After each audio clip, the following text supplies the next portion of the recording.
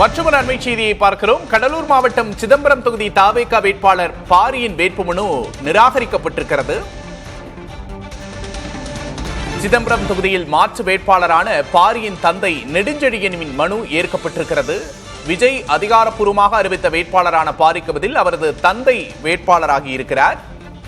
கடலூர் மாவட்டம் சிதம்பரம் தொகுதியில் தாவேகா வேட்பாளரின் வேட்புமனு நிராகரிக்கப்பட்டிருக்கிறது என்ற அண்மை செய்தியை பார்க்கிறோம்.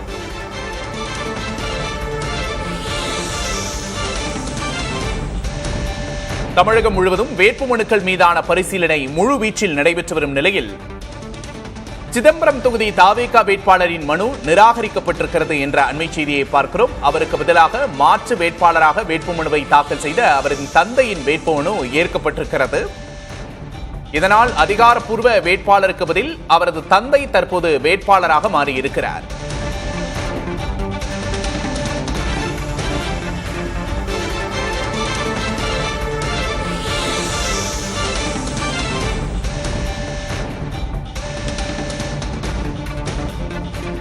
கடலூர் மாவட்டம் சிதம்பரம் தொகுதி தாவேகா வேட்பாளரின் மனு நிராகரிக்கப்பட்டிருக்கிறது.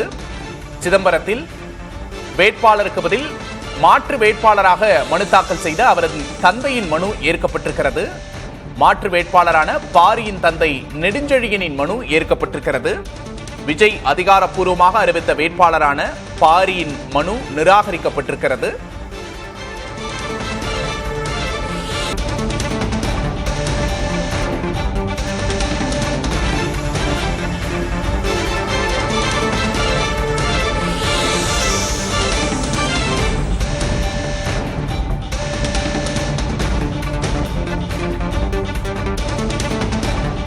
திருச்செந்தூர் தொகுதியில் அமைச்சர் அனிதா ராதாகிருஷ்ணனின் வேட்புமனு ஏற்கப்பட்டிருக்கிறது. அண்மை செய்தியை பார்க்கிறோம்.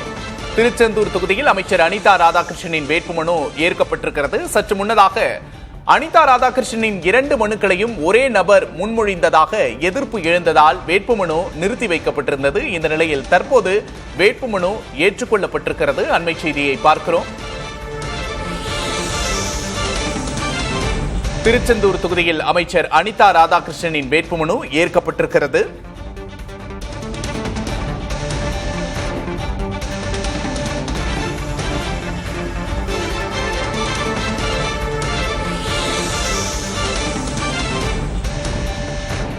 அனிதா ராதாகிருஷ்ணனின் 2 மனுக்களையும் ஒரே நபர் முன்மொழிந்ததாக எதிர்ப்பு எழுந்த நிலையில் தற்போது வேட்புமனு ஏற்கப்பட்டிருப்பதாக அண்மை செய்தியை பார்க்கிறோம். சிதம்பரத்தில் தமிழக வாழ்வுரிமை கட்சியின் வேட்பாளரின் மனுவும் தள்ளுபடி செய்யப்பட்டிருக்கிறது என்ற செய்தியையும் பார்க்கிறோம்.